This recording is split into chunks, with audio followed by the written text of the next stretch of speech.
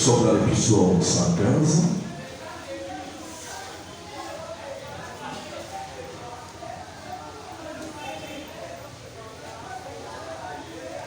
Épisode 115, verset 14 à 18. Ce sont des choses que j'ai dites, j'aimerais les redire encore afin que ça entre encore très bien. L'Éternel vous bénira, l'Éternel vous multipliera ses faveurs, à vous et à vos enfants. Soyez bénis par l'Éternel qui a fait les cieux et la terre. Les cieux sont les cieux de l'Éternel. Mais il a donné la terre au Fils de l'homme. Au Fils au pluriel. Ce ne sont pas les morts qui célèbrent l'Éternel, ce n'est aucun de ceux qui descendent dans les lieux du silence, mais nous bénirons l'Éternel dès maintenant et à jamais. Louez l'Éternel. Alléluia. Bien-aimés Seigneur, pourquoi nous répétons cela? Des fois, étant que chrétiens, nous ne comprenons pas certaines choses comme Dieu voudrait que nous comprenions. La Bible souligne ici, Dieu vous multipliera ses faveurs à vous et à vos enfants. Donc quand Dieu est béni, sa bénédiction doit atteindre votre prospérité. Dites Amen. Et quand on se dit chrétien, et que jusqu'à ce jour, l'âge avance, on marche, nous marchons d'une manière consacrée, nous sommes entièrement, nous nous donnons à Dieu, nous sommes en train de partir, on n'a rien pour laisser à notre postérité, que ce soit même matériel, spirituel, mais le meilleur problème. Parce que la parole de Dieu est vraie. Comme papa dit qu'il le disait pendant la prière, on a prié pour les dîmes et les offrandes. Aucune parole de l'Écriture, aucune parole que Dieu avait adressée à Moïse et à Josué est restée sans effet. La parole de Dieu a toujours des effets. Quand il n'y a pas d'effet, ça dit qu'il y a un problème. Vous savez, vous pouvez avoir mangé de bonnes nourritures. Quand vous avez des problèmes dans votre santé, cette nourriture ne servira à rien. C'est pareil avec la parole de Dieu. S'il y a quelques infections en vous, même si la parole de Dieu est adressée, rien ne se produira. Je parle des infections spirituelles.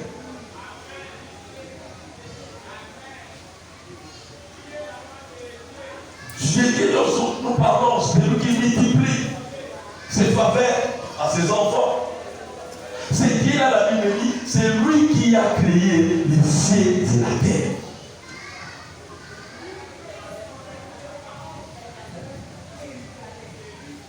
C'est lui qui a créé les cieux et la terre, les cieux et la terre, qui a fait les cieux et la terre.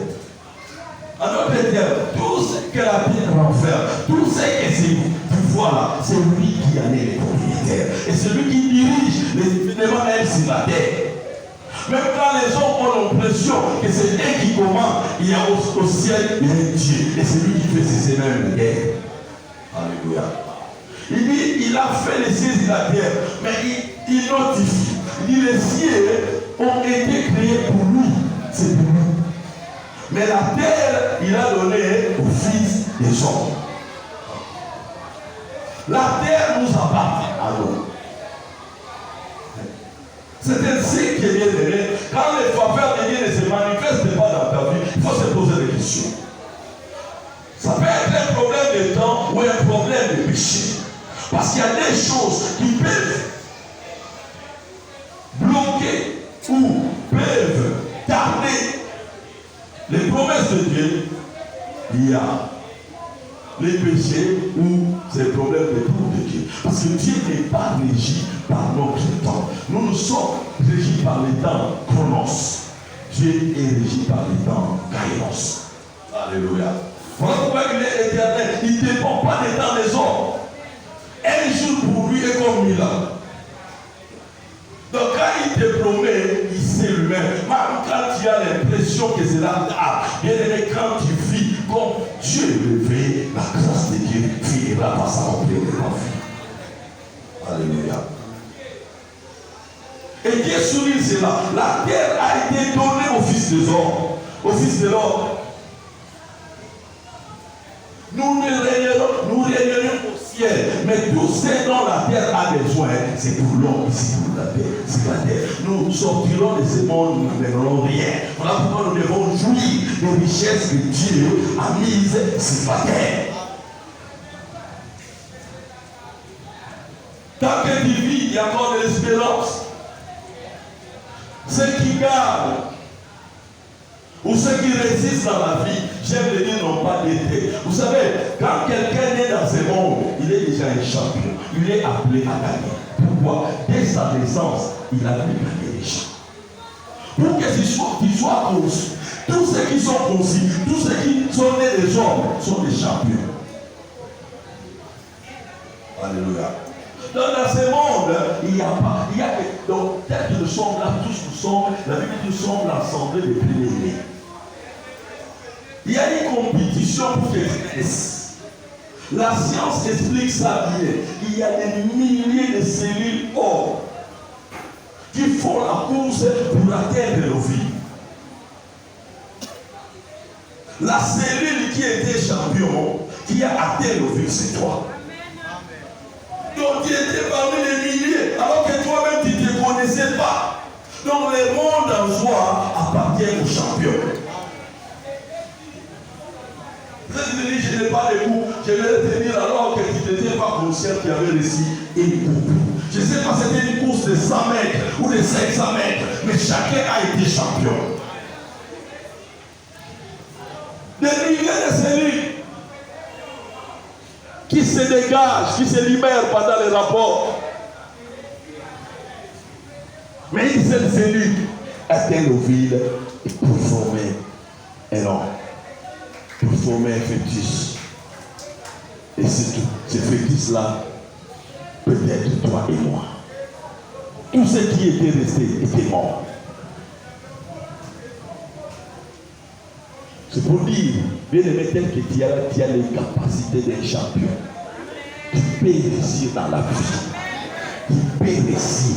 La réussite dans la vie, je le dis, je le dirai encore, ne dépend pas des diplômes, ne dépend pas de nos capacités, dépend de la faveur de Dieu.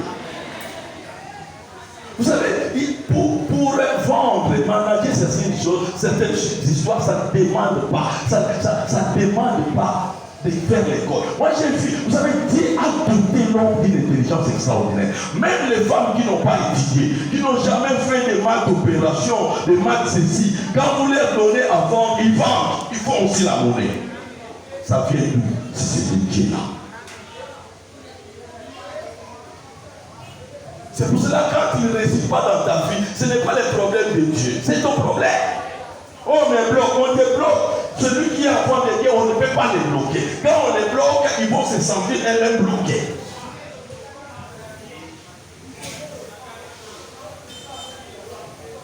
Vous savez, beaucoup de gens au ciel vont regretter. Ils vont regarder ce que Dieu avait mis dans les chemins de leur destinée. Et qui n'ont rien accompli. Il y a des gens qui n'ont pas encore accompli même 1% de ce que Dieu leur a destiné sur la terre. Chacun de nous était missionnaire sur la terre.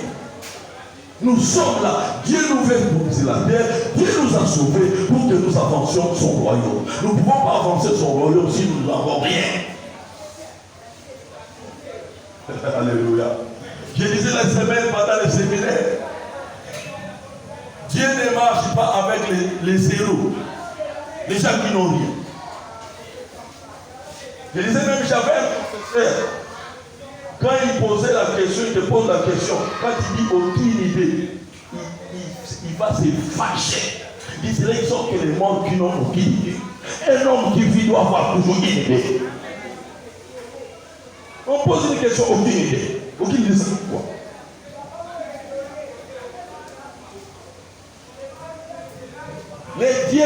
Le Dieu de la Bible, nous disons, est le Dieu de la multiplication. Dans multiplication, zéro, c'est net. Donc quand il y a zéro, quand même on te multiplie la partie, ça sera zéro. C'est ainsi que Dieu ne marche pas avec les zéros. Pourquoi? Dieu sait qu'à chacun il a mis quelque chose. Même la pensée que Dieu a, c'est quelque chose. Vous savez, j'ai entendu beaucoup de choses que Dieu a fait pendant les séminaires. C'est que je me souviens, pendant une prédication, je disais ceci. Quand la faveur de Dieu est avec vous, quand vous avez la faveur de Dieu, il y aura des moments où vous ne ferez aucune démarche, aucun effort, les gens eux-mêmes vous appelleront. Je parle avec maman, elle m'a dit ceci. Pasteur, dernièrement mon mari a fait un songe. Quelqu'un l'a appelé, quelqu'un lui donnait quelque chose d'important, c'était quelque chose de bien. Et puis, le matin, la personne l'a appelé. Qu'est-ce qui s'est passé? Alléluia. La personne a appelé pour lui dire quoi? Il dit voilà, nous étions en prière. Ce n'était pas un rêve ni un songe. Nous étions en prière. Pendant que nous prions pour autre chose, il y a une prophétie. Dieu nous a parlé de toi. Il m'a dit de soutenir ce que tu fais. Alléluia. Je vais te soutenir. Il m'a dit, je ne cherche même pas à avoir part dans cette histoire. Il m'a dit, Dieu m'a ordonné de te bénir et je le ferai. Je vais dire à ces papas-là, même si lui ne le fait pas, Dieu va susciter d'autres personnes parce que cette entreprise est appelée à aller de l'avant. Et on dit au ciel, Dieu est tellement bon. Quand il dort la nuit, il ne sait pas ce que Dieu fait. Quand il est ailleurs, Dieu peut susciter même des gens dans d'autres coins du monde pour prier à ta faveur. Les gens qui te connaissent ne même pas. Vous savez, pendant que nous prions ici, il y a des gens qui dorment dans notre ciel. Pendant que toi tu dors, peut susciter des gens qui intercèdent pour tes affaires, pour ton travail. Mais des fois, tu te limites là, tu vois qu'il y a des choses tout autour de toi. Et pourquoi Dieu sait que tu dois aller de l'avant, tu dois réussir. Dieu a donné la terre au Fils de l'homme. Ce n'est pas les morts qui le louent. Ce n'est pas les morts, ce sont les vivants. Pourquoi Dieu se nourrit de la louange et de l'adoration. Pour que la nourriture ne lui manque pas, il faut qu'il puisse bénir ses enfants. Plus il te bénit, plus tu le loues. Plus il te bénit, plus tu l'adores. Alléluia. Lis chapitre 4. Le verset 16 à 19. C'est là où nous allons nous appesantir un peu. Je lisais Luc chapitre 19, le verset 16.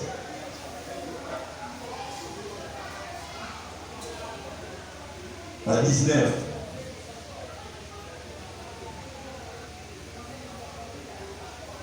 Ma Bible me dit ceci.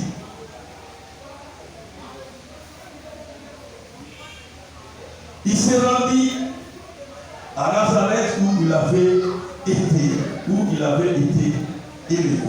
Et selon sa coutume, il entra dans la synagogue les jours du sabbat. Il s'éleva pour faire la lecture. Et on lui remit les livres du prophète Isaïe.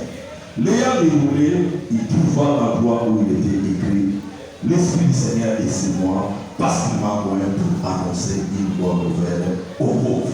Il m'a envoyé pour guérir ceux qui ont le cœur brisé, pour proclamer aux captifs la délivrance. Et vous avez les recouvrements de la vie, pour envoyer libre les opprimés, pour publier une année de grâce du Seigneur. Alléluia. Une année de grâce du Seigneur. Dieu vous multipliera ses faveurs à vous et à vos enfants. Vous savez, au commencement de la mission de Jésus-Christ sur la terre, il avait un agenda à réaliser pendant son mandat. Jésus-Christ est différent de nos politiciens qui disent des choses et quand ils ont le pouvoir, ils ne font rien. Jésus n'est pas comme ça. Quand Jésus était venu, il n'avait pas fait de propagande. Mais quand il est venu, il a annoncé. Il a dit tel que je suis là. Je suis venu pour 4 choses. 4 choses. Dieu m'a donné 5 choses plutôt. Dieu m'a donné un budget. Un budget pour accomplir cela. Il dit l'Esprit du Seigneur est sur moi. Il m'a envoyé. Le budget de Jésus, c'est son onction. Vous savez, l'onction fait sortir des choses qui n'existaient pas. Des choses qui sont. Donc, tu n'as pas un capital, mais tu te trouves qu'il y a un capital. Dieu, pour bénir quelqu'un, n'a pas besoin de capital. Et Jésus avait un mandat de 3 années. Quand il est venu de son baptême, la Bible dit rempli du Saint-Esprit. L'Esprit les conduit au désert. Là, il a été tenté par le diable. Il était vainqueur. Il est sorti. Et ce jour-même-là, il est allé au temple. Comme Dieu ne fait jamais des choses au hasard, il y a eu ces jours-là, la lecture sur ce jour sont d'Ésaïe. C'est un passage d'Ésaïe.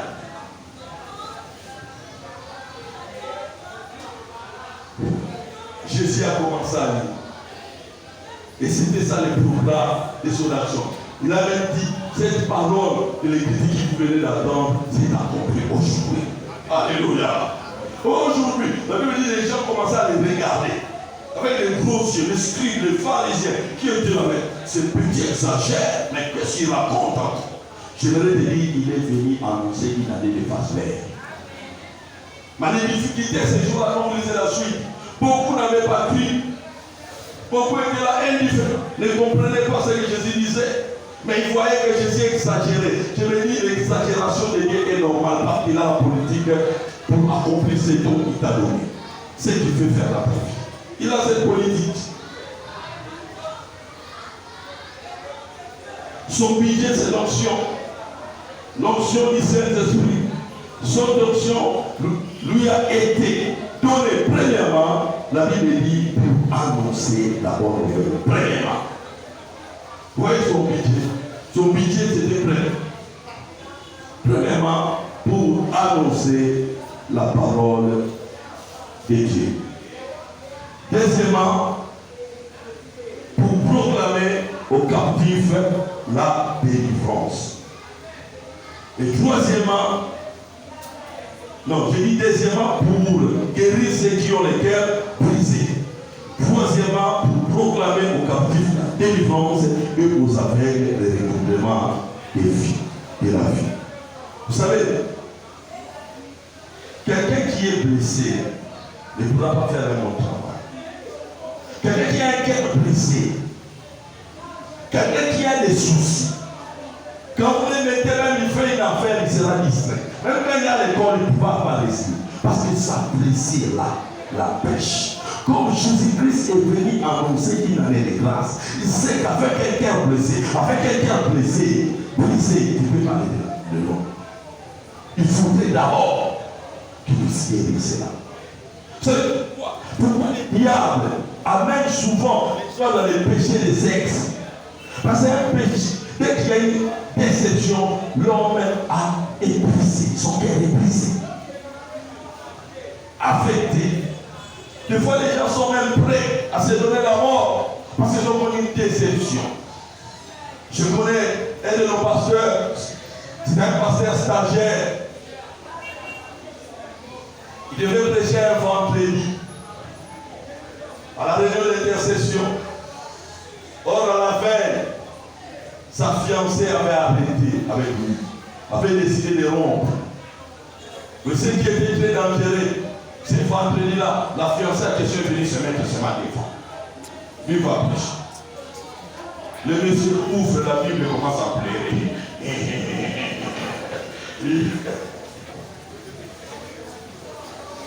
Pourquoi les guerres étaient brisées? On est venu le chercher bien. On a amené une autre personne qui avait prêché. Mais je ne sais pas. Donc quand le pasteur est très gentil, elle dit, moi aussi, la première fois que j'ai prêché à l'Esprit, mon mâchoire était tombé en panne. Ce n'est pas que quand vous échouez aujourd'hui, ça veut dire que demain aussi vous échouerez. Non! Les grands vélos que vous voyez aujourd'hui, qui tremblaient la première fois de prêcher à l'Esprit, les mâchoires étaient tombées en panne. Aujourd'hui, on parle de lui, l'autre du livre. Alléluia. Bien aimé, quand on a un cœur affecté, brisé, on ne sait rien faire. Voilà pourquoi il répare les cœurs brisés.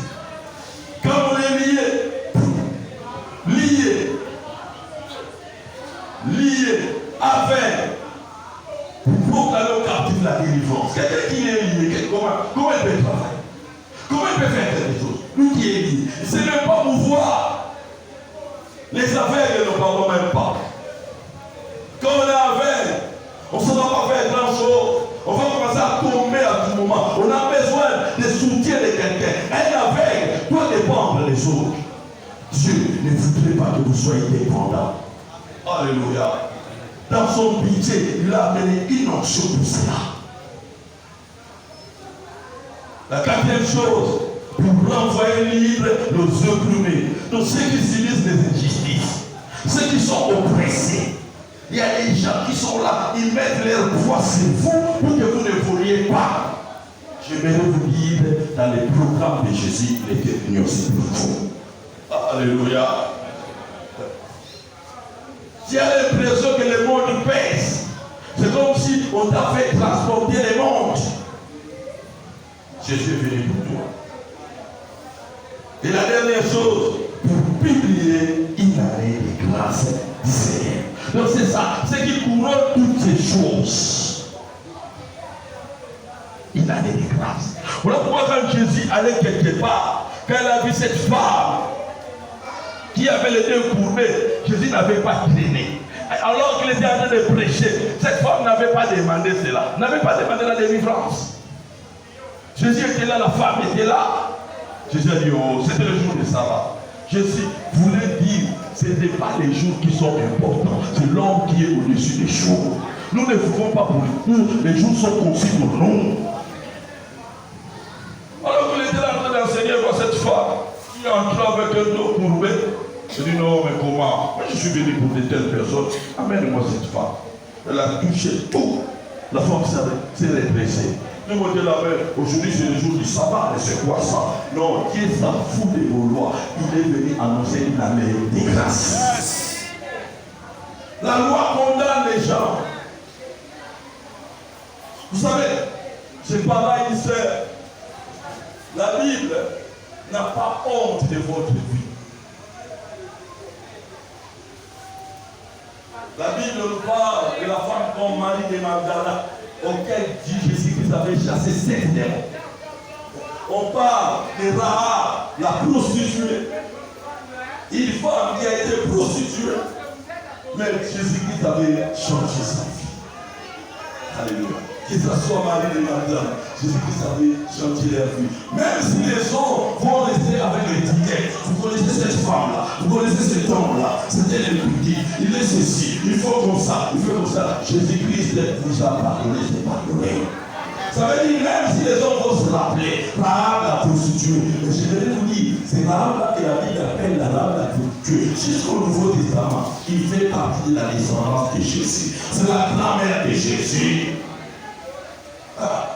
Rester avec mon passé, ça ne veut rien dire. Quand Dieu échange, j'avance avec Dieu. Collez-moi les étiquettes que vous voulez. Dieu s'en fout de cela. Et Dieu n'a pas honte d'écrire. Dieu dit, c'est Rahab la prostituée. Marie de Magdala, à laquelle était sortie cette terre. C'est elle qui soutient le ministère de Jésus. Avec d'autres femmes. Et quel est les gens qui aiment attacher les gens à leur passé, alors que Dieu les a déjà libérés de ces passés? C'est ça les hommes. Renvoyer libre les opprimés. C'est qui vivent l'injustice de ce monde. Jésus-Christ est venu pour vous. Dernière chose, vous publiez une année de grâce du Seigneur. Une année de grâce. C'est ça les soutien que je fais. La publication de l'année de faveur de la part du Seigneur. Publier, c'est annoncer en public. Quand on publie quelque chose, ce n'est pas quelque chose de caché. C'est quelque chose que tout le monde va lire, va voir. Je vais dire à quelqu'un, Jésus-Christ est venu proclamer une année de grâce dans ta vie. Ce n'est pas quelque chose qui doit être caché, quelque chose qui doit être vu, que la vie de Dieu est en toi, que Dieu t'a donné la terre, que Dieu t'a donné la terre, tu dois régner.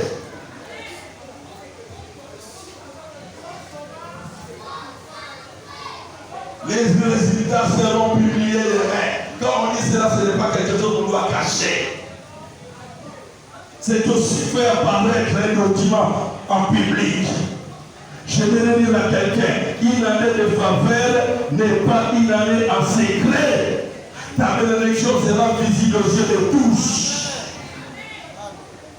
On parle des incirconcis. On parle des politiciens qui font de l'argent, qui sont fiers de leur argent volé. Mais vous, on parlera de vous dans le bien. Alléluia. Oh, tu ne crois pas.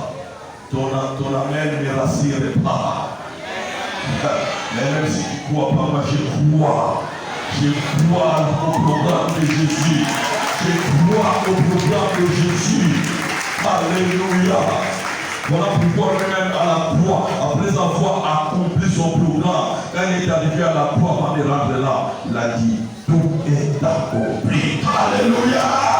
Nous sommes réussis à 100%. Maintenant, chacun doit apprendre. Jésus-Christ n'a plus pas échoué sa mission. Bien aimé, si tu entres dans cette logique-là, tu resteras. Tu resteras. Le verset 24 a versé. Donc Jésus a dit cela. Écoutez les réactions. Mais il ajouta dit, je vous le dis en vérité, en vérité. Aucun prophète n'est bien resté dans sa patrie. Je vous le dis en vérité. Il y avait plusieurs veuves en Israël du temps d'Élie. Lorsque le ciel fut fermé, 3 ans et 6 mois, et qu'il y eut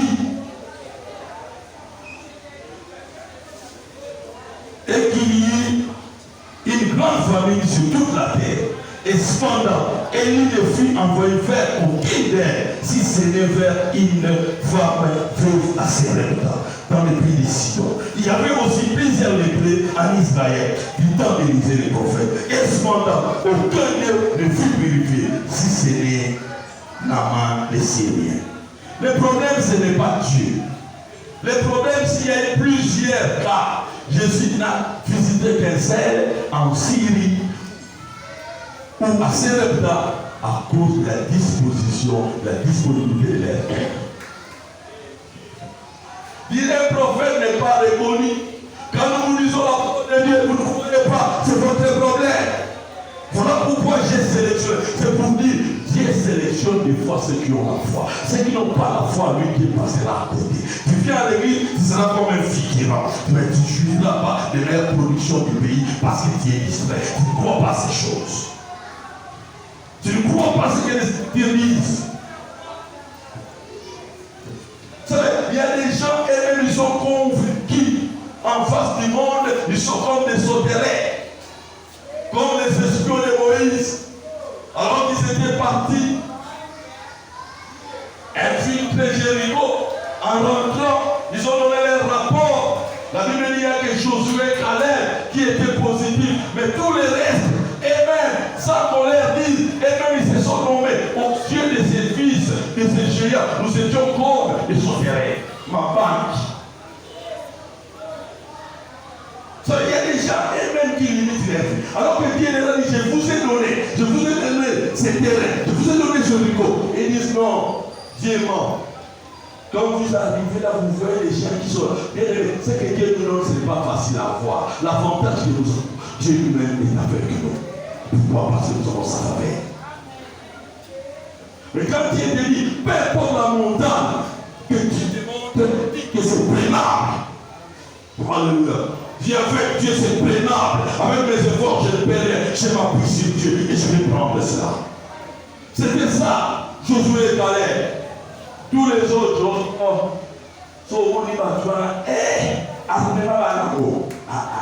il y a des gens qui sont là que pour envier les choses des voisins.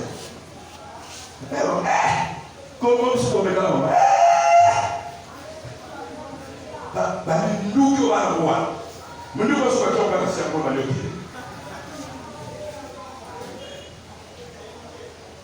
C'est ça l'église. Ils ont condamné. Vous savez, la vraie foi se communique facilement. Mais les faussetés, ils ont communiqué toute la terreur à toute la population. À tel point que Dieu s'était même fâché.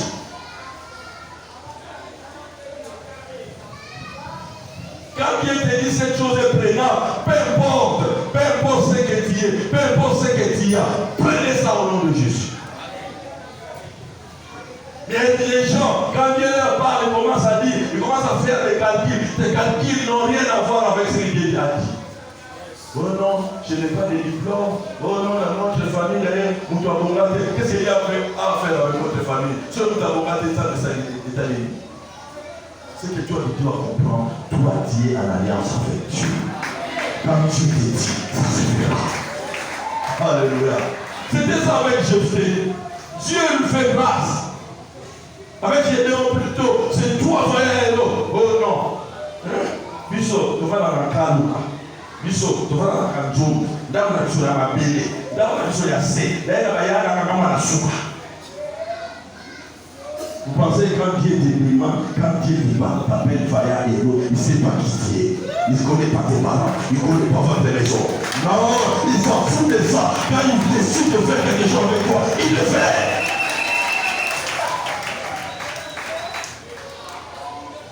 Je te dis, oh non, ma famille, la chose.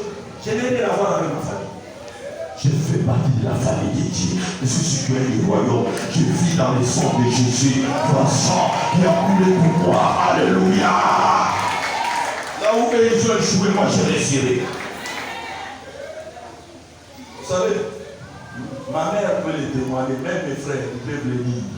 Moi, quand je connais Dieu, je le connais bien. Je savais que je marche bien avec Dieu. Et Dieu me parlait, je croyais. Quand je venais voir ma mère, je disais non, non. Moi, je ne vais pas rester dans des situations comme ça. Moi,